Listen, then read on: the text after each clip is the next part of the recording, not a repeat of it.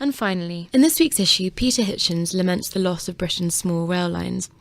He joins me now, along with the railway historian Christian Wolmar, the author of Railways of the Raj. So, Peter, you start your piece with a eulogy for a railway line which no longer exists. Can you tell us about it?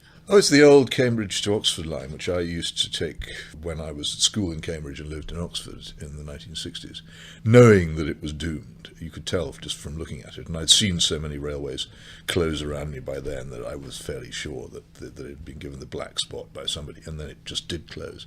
But it was a wonderfully picturesque and ancient thing. It was diesel-hauled. It wasn't particularly old-fashioned in that way, but it just rambled and pottered and shuddered through some completely unspoilt and quiet parts of England, which now you couldn't reach, really, and if you did reach them by car, you'd ruin them by getting to them. The great thing about railways in the countryside was that they were a way of the modern world mixing with the ancient world without spoiling it, and that's something we've completely lost.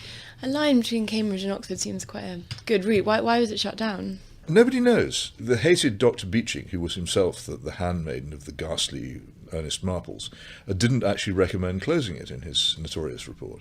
Harold Wilson just shut it, and nobody really knows why. Obviously it didn't make any money, but almost no railways make any money, and it was one of the very few lines that ran from east to west. And it would, if it had been kept, have been tremendously useful for goods and passengers alike, for routing them around London. And it's not that it's closed to passengers now. Since privatisation, large chunks of it seem more or less to have evaporated. I don't quite know how it is that long lengths of steel track have ceased to be there, but they don't seem to be there anymore when I go and look at it. Christian, do you also lament the decline of Britain's small railways? Well, yes and no.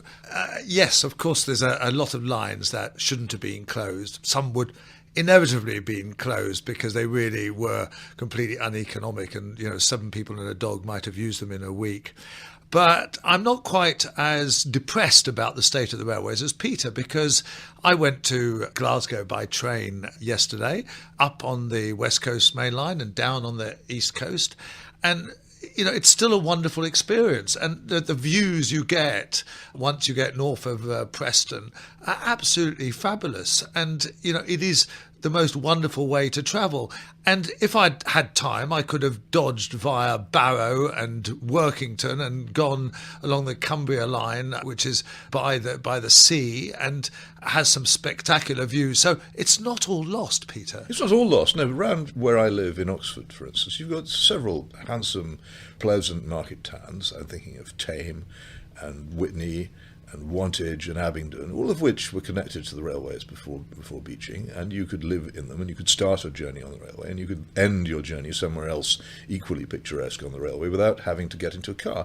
But once all these little parts were lopped off, people decided if they were going to start their journey by car, they might as well finish it. And Beeching's whole nonsensical idea was that you could keep the economical lines open and apply the same logic to our nationalised road system. You'd close all the Acacia Avenues and huge numbers of B roads, because they'll never make any money, and concentrate on the big toll roads, and everything else would be cart tracks. It's obviously moronic, both in a business and economic way, but people accept it blindly as if it made sense. No, I mean, I quite agree that there were lines that should not have been closed. Certainly Oxford, Cambridge, which he didn't actually, as you say, recommend, should never have been closed, nor should the Great Central Line, which would basically could have been transformed into an HS2. Well, it was built to continental gauge, so trains from Germany and France could have run on it. It was the only railway in Britain, and they just closed it. Bang. Absolutely, but you must admit that some of the village to village lines. I mean, if you look at a map in my book Fire and Steam, where I had a map of Scotland,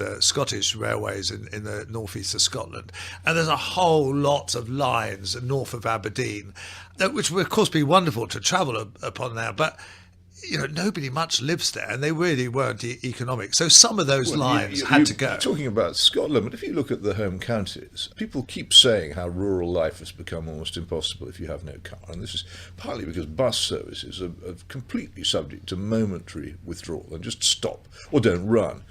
Railway lines aren't like that. Once you've got them, they're there. I have to say that I think if the southeast of England still had a fairly close web of country branch lines, they'd be very much used these days by people who like to live in the country and work in the city. The fact they're not there makes country life and the countryside less pleasant. No, I agree with that. Look at the traffic on B roads in the countryside. It's incredibly heavy now, and so much of that could go by train if I agree with they that. hadn't ripped up the And line. there's certain branch lines which have been preserved by heritage railways, which certainly should be reopened. There was an item on the Radio 4 yesterday about people in Minehead and how they couldn't get access to jobs. Now, there's a perfectly good railway there that runs from Minehead to almost to Taunton. It isn't quite connected, and that could serve as a wonderful I think that was branch one line. of the ones that John Betjeman rode on in its last days. But here's the interesting thing to me. I'm a political, social and moral conservative. I can't understand why so many of my fellow conservatives seem to think that roads are conservative and railways are socialist. Railways ought to be nationalised, in my view, but roads are nationalised. They are a huge nationalised industry. And in the United States, it was Eisenhower's nationalising of the interstates and putting state money behind them, which destroyed the private railroads in the United States. Why is it that conservatives are so against railways? I don't get it. Well, unlike you, Peter, as you probably know, I'm of the other political Exactly. persuasion. That's why I brought it up. And But you both agree that it should be nationalised, is that? I think we do, yes, but it's quite a difficult job to actually renationalise some parts of it, but they don't make sense. The actual key point is, as well as being renationalised, they should be reintegrated. You shouldn't have this network rail thing and the train operators thing, and then the rolling stock is owned by another lot of people, and the engineering is done by a fourth lot. That is completely Nobody's insane. responsible for anything. I think there are some things which the state runs better than private enterprise does, and there's nothing unconservative about that. Because apart from anything else, the effect of building motorways and roads on countryside, and indeed on cities, is destructive of the things which conservatives like. The settled, the local, the particular, the old, the things which are valuable because they've been there a long time. They're what's swept away by the road revolution. And I've never understood why more conservatives don't take the position that railways are worth preserving. Christian, can I ask you, you mentioned going up and down on the railway, and Peter says that the Varsity line was one of the few that went east to west. Why do we have so many railways that go vertically but not laterally across the That's country? because London was always the centre to get to. The railway companies that didn't have a line to London built one. I mean, St Pancras, for example, was built quite late in the railway age because the Midland Railway was desperate to get a link to London. That was seen as their economic profitable lines, and that's why we have fewer services that circumvent London, which is a great loss. France is just like us, but Germany is completely different, where they actually have no centre of their rail network and link all the cities. Well, Germany very has no well. equivalent of London, then, is it? It does, that's why, yes. Berlin isn't really the equivalent of London, and the major cities are more important. When one looks at the announcement that was made on Tuesday night, it must have been, again, claiming they were going to reverse beaching cuts. One of the other things I saw, another line I used to travel on, a very beautiful line, which used to run up from Exeter round the top side of Dartmoor to Plymouth. Why was it closed in the first place? Every few years, the other line to the southwest is washed away at Dawlish, and they have no way of getting round. And it was obviously sensible to keep it, and yet they just shut it. And what was this mania that went through the British establishment in the early 60s which caused this? Well, it goes deeper than that. When the railways were created as four big companies in 1923, we also got for the first time a department for transport, a transport ministry. And right from the start, it was staffed with about a dozen people who dealt with the railways and about 90 or 100 who dealt with the roads. And there was always this concentration. The car was the future. And nobody ever worked out that the more cars you get, the less good it will be for each additional car user because the congestion will be greater. And beaching happened at just the time when the belief in car was greatest.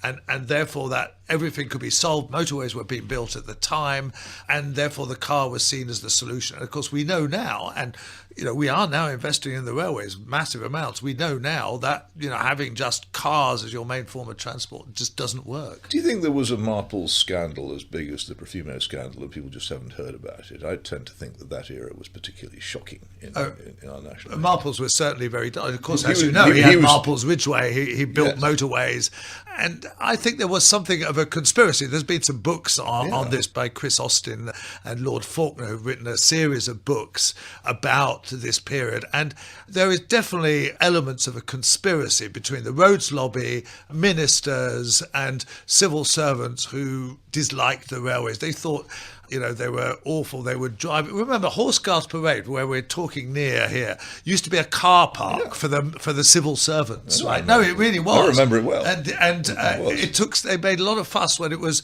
taken, because all the civil servants thought they could drive into central London. And then the fascinating thing about Ernest Marples, who was the Minister of Transport who commissioned Beeching to wreck the railways, was that he ended his career by skipping the country, which is one of the least known political scandals of our age. I wish someone would actually revive it. Well, somebody did ask me to write a book on Marples, and I might do that. I think you should. I think this is. He actually, oddly enough, he fled the country by train on the old night ferry, which used to, where he could load as much of his worldly goods as he could get into the guard's van, and left his flat in Belgravia empty, and then went off and hid in a chateau in Beaujolais for the rest of his life. And it's one of the most astonishing stories and one of the least known about British politics in the post-war era. Thank you, Peter, and thank you, Christian.